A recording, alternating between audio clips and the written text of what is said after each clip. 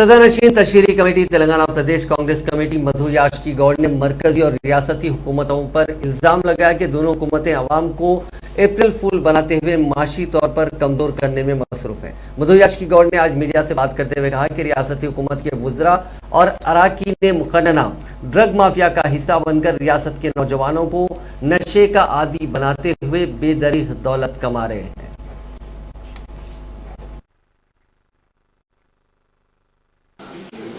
आज अप्रैल फूल्स डे है। तेलंगाना में टीआरएस सरकार और देश में मोदी जी की सरकार देश की जनता को अप्रैल फूल बना दिया।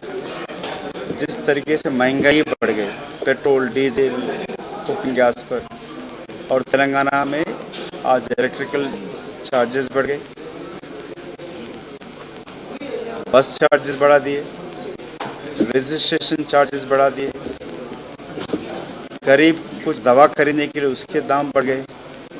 और सबसे अफसोस की बात है, एक नौजवान लड़का जो ड्रग्स लेके मृत्यु हो गए। हैदराबाद शहर एक ड्रग्स माफिया का डॉन हेड कैपिटल सिटी बन गया और इसमें टीआरएस के सरकार के जो अधिकारियां, एमएलए, एमपी, मंत्री लोग शामिल हैं। और मुख्यमंत्री 30,000 करोड़ की आमदनी की बात कर रहे हैं। बेशर्म की बात है। तेलंगाना इसलिए हासिल करे कि तेलंगाना में जब तेलंगाना राष्ट्र बनेगा, लोगों को, खासकर युवाओं को नौकरी मिलेगी।